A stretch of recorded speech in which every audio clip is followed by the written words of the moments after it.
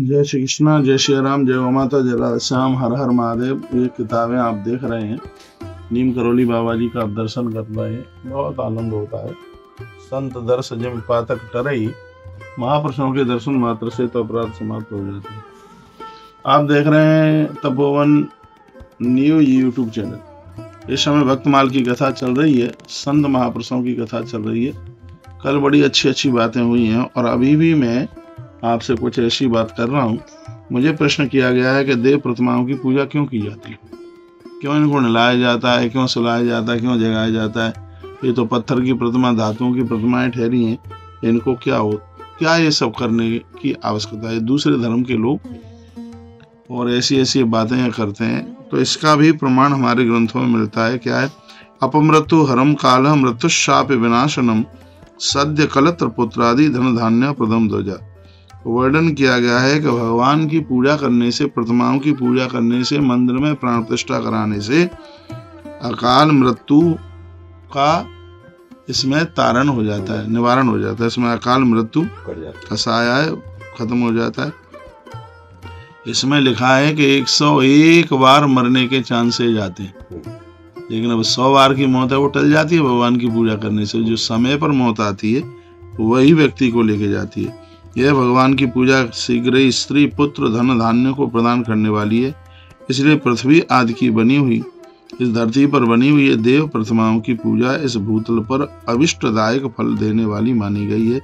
निश्चय ही इसमें पुरुषों का और स्त्रियों का अधिकार है, इस सबको करना चाहिए। इसमें बिल्कुल कल्याण छिपा हुआ है। पुरुषाणाम च नारीणाम अधिकारोत निश्चितम। वर्णन है, स्त्री पुरुष कोई भी हो, भगवान की पूजा करने में सबका ही बहुत बड़ा अधिकार है। और भगवान की पूजा बिल्कुल ही करनी चाहिए, जरूर करनी चाहिए।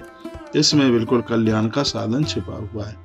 तो पंचदेव उपासना की बात कही गई है। 5 देवता विशेष रूप से अपने मंदिरों में पूजे जाते हैं, जिनमें भगवान गणेश जी हैं, माँ दुर्गा है, भगवान नारायण है, शंकर भगवान और सूर्य भगवान।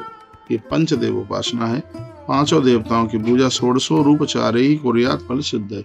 16 उपचार से यदि पूजा की जाए तो इसके फल भी बहुत जल्दी प्राप्त हो जाते हैं। पंचामृत वगैरह ये 16 पूजा में ही आते हैं।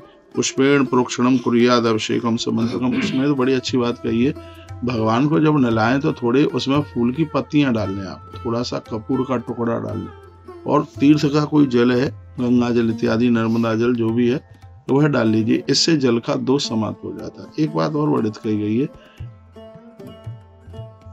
फूल वासा नहीं होता, तीर्थ का जल वासा नहीं होता, लेकिन घर का पानी वो वासा हो जाता है। भगवान की पूजा में ताजी जल का ही प्रयोग करें और उसको कपड़े में छान करके फिर उसको प्रयोग में लें। दिया जलाएं पहले, दीपक जलाने के तत्पश्चात ही आप भगवान का पूजन आरंभ करें। सहस्र पूजया सत्यम शतलोकम लभेत ध्वजा। कहा गया है कि सहस्रवार पूर्ण पूजा करने से, हजारों बार जो आप पूजा करते हैं तो ये ऐसे निरर्थक नहीं जाती। इसका मतलब है सत्यलोकम लभेत ध्वजा। देवर्षि नारद जी को कथा सुनाई गई, कहा गया इससे सत्यलोक की प्राप्ति होती है। सत्यलोक का मतलब है कि भगवान के धाम की प्राप्ति होती है। इसलिए तपश्चर्या च दानम च कर्तव्या उपभयम सदा। व्यक्ति का यह कर्तव्य है कि उसे तप करना चाहिए, दान पुण्य करना चाहिए, देवी देवताओं की पूजा करनी चाहिए। देवानाम तृप्त्यर्थम सर्वो प्रथम बदे। क्या अच्छी बात कही है। जब देवता हमसे प्रसन्न हो जाते हैं, तृप्त हो जाते हैं, तो जीव को, पंडित जी, धरती के सगरे भोग में, जीव को धरती के सगरे भोग मिल जाते हैं।